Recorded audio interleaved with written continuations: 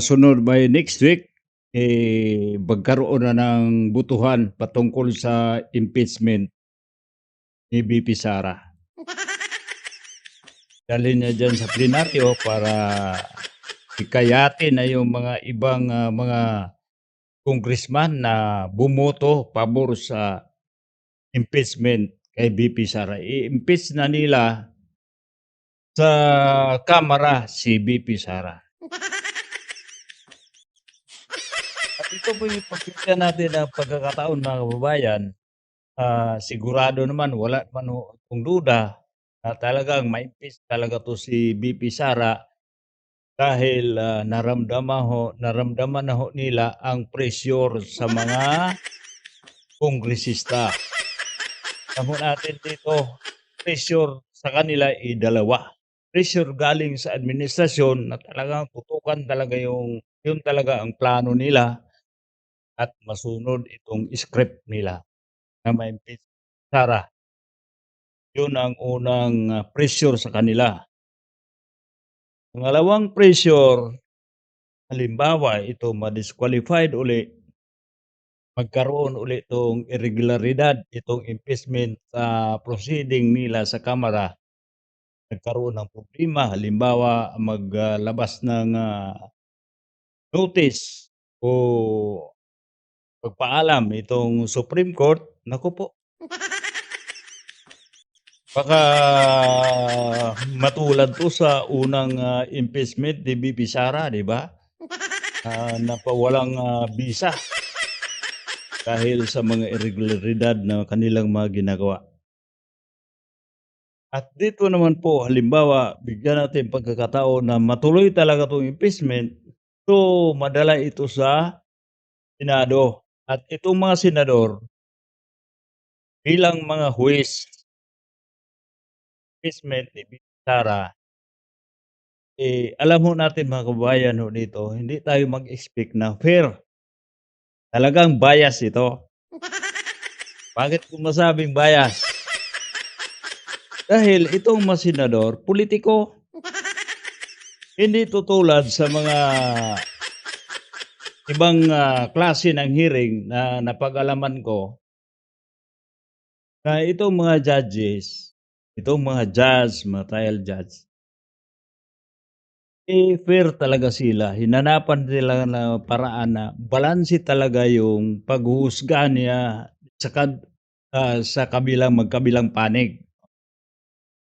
Pero dito sa impeachment, mga kababayan, unang-una po, sa pag-umpisa pa lang, sino nag-udyok na ma-impeach? Pulitiko, ito nag-udyok. Sulsulan itong mga pribadong tao para magsampa ng impeachment sa isang opisyal, 'di ba? Pangalawa, itong mga opisyal na, itong mga congressman na gustong matanggal si VP Sara, sila ang mas kursunado kaysa pribadong tao na nagsampa ng, impeachment sa isang, opisyal, 'di ba? Tulad na nangyari kay VP Sara. Yung mga tao mismo na nagsampa ng kaso na wala naman silang, personal na kaalaman tungkol sa kanilang mga reklamong isinampal laban sa pangalawang pangulo. Kundi ang nangyari, sinulsulan lang dito sa mga dating pulitiko, lalo na itong si Trillanes, na alam mo natin itong si Trillanes, ito talaga ang stabilizer sa kapwa niya pulitiko. Alam mo natin itong mga kababayan, tuloy ho tayo. Pagdating dito sa Senado, mga kababayan, huwag na tayo mga suporter ni Duterte, tayong suporter ni Sara, huwag na tayo mag-expect na fair. Bakit po? Unahin ko lang.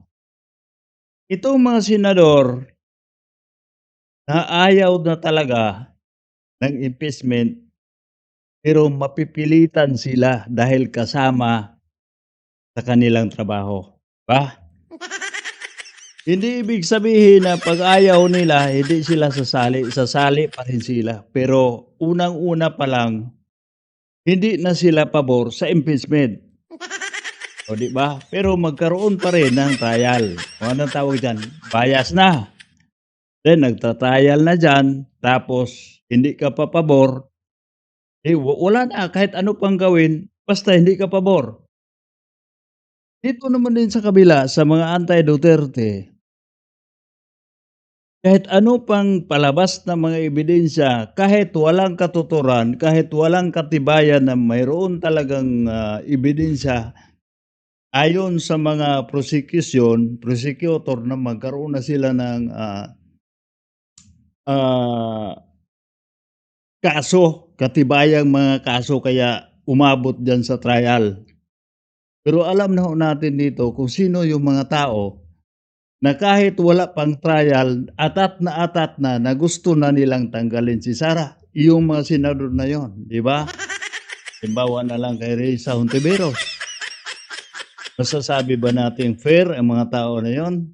Tulad ni, Pangilinan, tulad ni Bam Aquino, tulad ni Tito Soto, tulad ni Ping Lacson. Mag-aasa ba tayo diyan na pakinggan nila ang kabilang panig at babalansehin nila? Ang una-una pa lang, walang kaibahan yon sa mga pro Duterte. Ang unang-una pa lang, yung pro Duterte ayaw nila ma-impeach dahil walang alam alam na ho nila na wala talagang, kinalaman si VP Sara doon sa mga paratang sa kanya.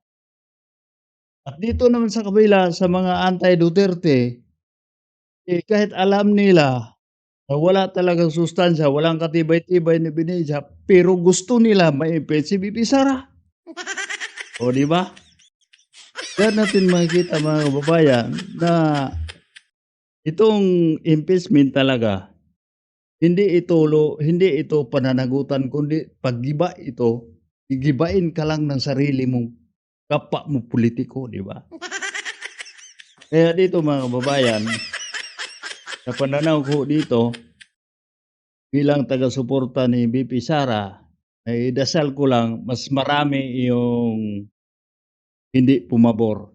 Yung bang may ano, may intervention na talaga sa Holy Spirit na sabihan na lang isang senador, bubulungan na lang, "Hoy, huwag na i-impeach yan, dahil itong si VP Sara yun ang, mag-aahon sa inyo sa kalugmukan na nangyari ngayon." Oh, 'di ba?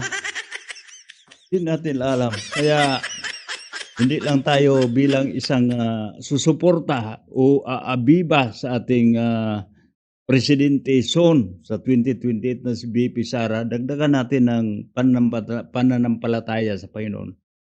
Total ang hangarin lang natin na matulungan natin si VP Sara na maibangon itong Pilipinas. Alam naman natin na itong 6 na taon ay kulang talaga yon sa isang magaling na mamumuno. Pero dito sa mga mamumuno na mahina at walang kagaling-galing, mahaba na yung 6 na taon, 'di ba? Mga kababayan? Kaya ako bilang, taga-suporta, VP Sara, dasal ko lang at ito, dagdag ko lang din 'to, 'di tayo masyadong kampante. Dahil alam mo natin dito, kaliwa't kanan, taas, ibaba yung paninira sa ating Vice Presidente. Yun, taas, baba, ano pa, talo pa yung bibingka ni VP Sara, yung bibingka taas lang at saka baba yung apoy. Kaya VP Sara nakapaikot 360 degrees. Biro mo? Pero alam mo natin mga kababayan, ito, halimbawa ma-impeach si VP Sara, hindi nila yun titigilan, hanapan pa rin nila ng paraan ng makulong. Bakit? Ito, dahil 'pag hindi makulong si VP Sara at hindi na siya makatakbo sa anumang puwesto, pero puwede pa siyang mag-recommend ng kandidato. Dahil sa may marami pa ring naniniwala.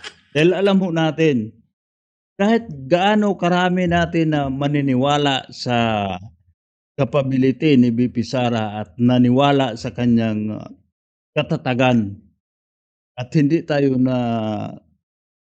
nadala doon sa mga paratang doon sa mga kalaban. Sabihin na natin mga kalaban,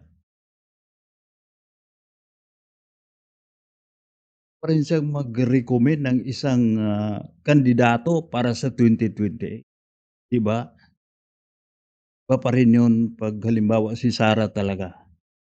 Kaya dasalan ho natin na itong, impeachment sa ating, Vice Presidente, itong mga abogado na dumidepensa kay VP Sara, sana naman ay madagdagan pa kanilang kaalaman patungkol sa legalidad sa batas. Hindi tayo sang-ayon doon sa bendalo, hindi tayo sang-ayon diyan. Kung anong karapat-dapat doon sa batas, yun susundin natin dahil alam ho natin mga kababayan, ako po'y naniwala na itong nagbebendalo, naghahanap sila ng loopholes doon sa butas o sa batas para sila makalusot. Pero dito naman talaga 'pag totoong maayos ang iyong pamamalakad at wala kang linabag sa batas at sinusunod mo lang yung konstitusyon at ikaw ay nagtatrabaho at wala kang, linabag, lalabas talaga ang katotohanan, 'di ba? Pero alam mo natin, iba ang hustisya sa totoong naghanap ng hustisya at itong hustisya talaga na itong naglilitis sa'yo, itong maghuhusga sa'yo ay kalaban mo. So, walang fairness dito sa labanan dito. Kumbaga si VP Sara dito mga kababayan, dito sa Kamara tagilid na si VP Sara. Dahil alam ho natin 100% sa committee, 100% sa Quadcom dati, unang impeachment ni VP Sara, tagilid na siya lahat-lahat na doon. Nandoon pa lahat yung pera, andoon ang lahat ng, resources galing sa gobyerno para mapabagsak ang ating Vice Presidente, 'di ba? Pero sa akin lang ngayon pasalamat pa po sa Panginoon dahil kahit, kaliwa't kanan, taas at ibaba yung atake nila kay VP Sara, nakatindig at nakatayo, matatag pa rin ang ating Vice Presidente, 'di ba? At, ito'y hangad natin mga kababayan na itong lahat ay malalampasan natin para matapos na 'tong impeachment at makatutok na tayo sa totoong problema na mahanapan ng solusyon na para tayong buong sambayanang Pilipino, tayong ordinaryong mamamayan. Dahil tayo ang apektado dito, hindi itong mga pulitikong nagbibida-bidahan. At, dito lang po, ito po si Rene Bay, hanggang muli sana hanggang, sunod nating video. Salamat po at, mabuhay ang Pilipinas.